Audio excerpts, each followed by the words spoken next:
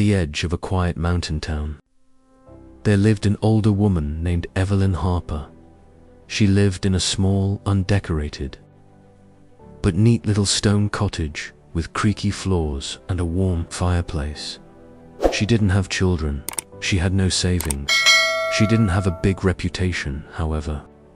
She had something that the people admired deeply in that town, calm and peace. Each morning, Evelyn lit up her small fireplace, prepared for herself a light soup made from her garden, and hummed old American folk songs that she remembered from childhood. Her life wasn't big, but it was steady. It was warm. It was hers. Whenever anyone in town was stressed, heartbroken, or overwhelmed, they found themselves walking to Evelyn's house. She didn't give any advice. She just listened and smiled. Somehow that was enough. One day, when the evening sky was orange and blue, a mystic traveler knocked on her door. She opened it carefully. "Who are you?" she asked. "I'm just passing through," he said. "But I've heard about your life.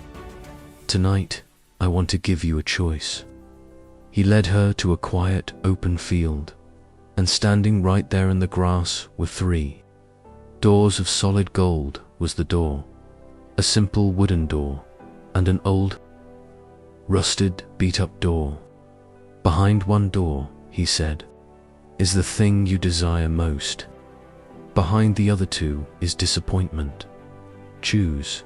Evelyn didn't overthink it. She didn't hesitate. She walked right toward that ugly rusted door. The traveler frowned. "That one? Why would you choose that?" She gave him a soft smile. "Because every good thing that ever came into my life showed up looking ordinary, even broken. I trust the imperfect things." She opened the rusty door. Inside, nothing, only dust, emptiness alone.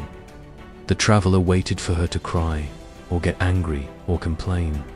But she didn't. She just laughed lightly. "You're not upset?" he asked. "Why?" she said. "I came into this world with nothing, and I still have my peace. I still have my smile.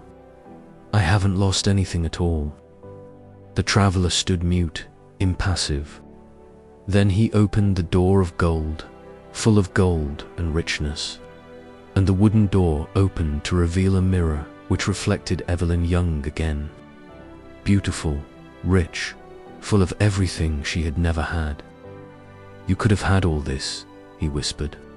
"Your youth, your beauty, your wealth. All of it." Evelyn looked calmly into his eyes. "And what would that give me?" she asked. "That peace hasn't already given. What is the value of gold if the heart is empty? What is youth worth if you forget how to be grateful?" "No, I chose the correct door."